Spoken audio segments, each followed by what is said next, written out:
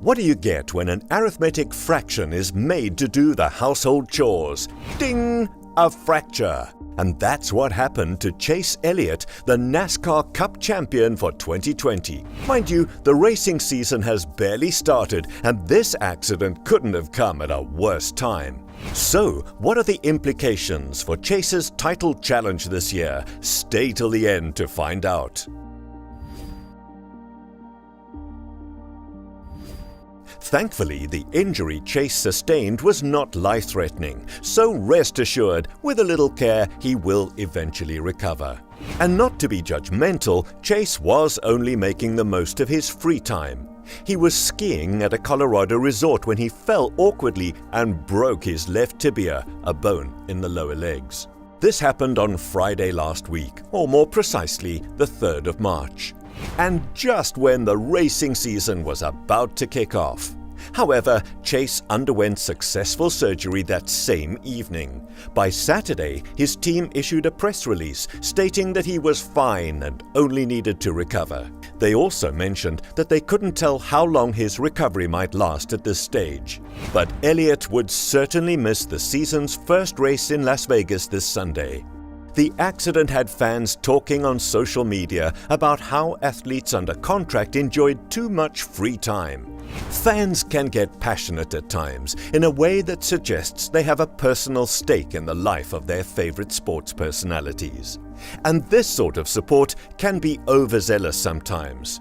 All in all, the social media comments have been mostly positive towards Chase, who acknowledged this in a tweet he posted recently.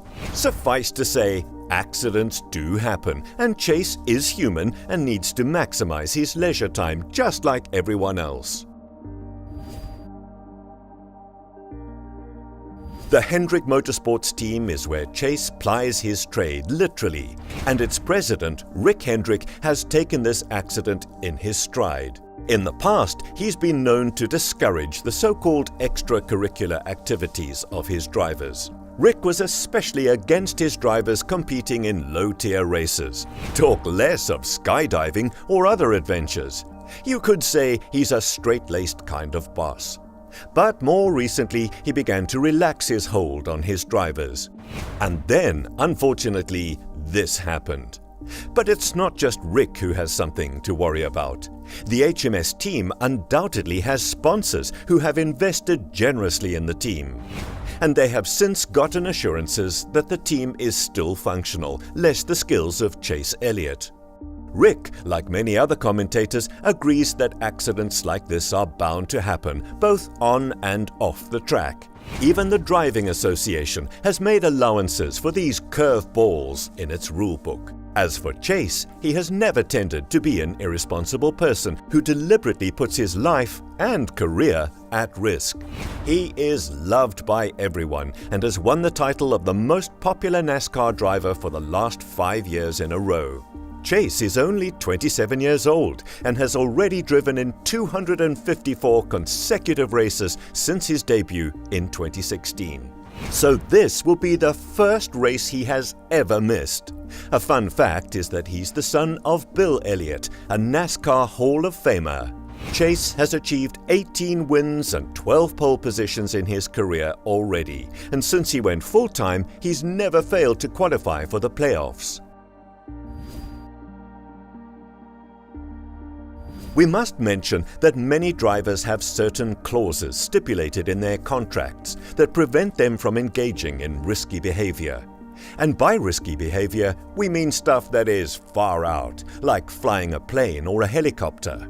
Some drivers are not even allowed to ride motorcycles. Nevertheless, it's not necessarily a fast rule when signing contracts, and the conditions may vary from case to case. As for Chase, he may or may not have had such a clause embedded in his contract. But now that he's sidelined, what options are available to HMS? The team have conceded that Chase would not be available to drive at the Pennzoil 400 Las Vegas meet. Also, Chase might not make the Phoenix race that follows afterwards. So the name Josh Berry has been thrown around as a possible temporary replacement for Chase Elliott. Josh is an Xfinity Series driver who drives for JR Motorsports, which is a subsidiary of HMS. Josh will most definitely drive Chase's number 9 car for practice and qualifying on Saturday, and the race proper on Sunday. Beyond that, the decisions to be made are still speculative. Regarding sports injuries, Chase could be out for longer than anticipated. As for Berry, he's a 5-time Xfinity Series winner. 2 of those victories were achieved in Las Vegas. Is this a sign of some sort? Either way, Josh has somewhat limited experience in Cup appearances and has only 2 meets under his belt. He clinched the 30th and 26th positions during these Cup trials. So you may not want to bet on his chances of adequately replacing Chase. The NASCAR playoff rules stipulate that a driver must compete in all the season's races to be eligible to drive in the playoffs. We bet die-hard NASCAR fans already know this. This is why Chase's accident is so disappointing. But what fans may not know about are the provisions in the rulebook that take such circumstances like what happened to Chase into account. There are instances in the past where a driver missed as many as 11 races during the season, and he was still let into the playoffs. We're talking about Kyle Busch during the 2015 season, or Tony Stewart in the 2016 season. Back then, the rule was that the driver had to make at least 30 points during the season to be considered for a place in the playoffs. This rule has since been thrown out. To put things into perspective, Chase Elliot could miss as many as 20 in-season races and then return to compete in the last few races of the year. And if he can win at least one of those remaining races, then he's in. But there is the issue of an official waiver from the Motorsport Association, without which all other conditions we mentioned become useless. At this stage in the evolution of the NASCAR franchise, Chase will likely get a waiver upon the request of the HMS team. And this in the hope that the accident and recovery pan out positively. After all, it's only a fracture that is healing as we speak. Consequently, Chase will only miss a couple of races before he can get back behind the wheel. Also, precedents from the past suggest the racing board will grant this waiver without question.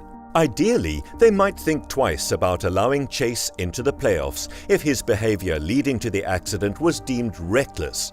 But in reality, NASCAR has been known to be lenient when granting such waivers after an injury or even a suspension. In 2016, Tony Stewart missed 8 in-season races and was still granted a playoffs waiver.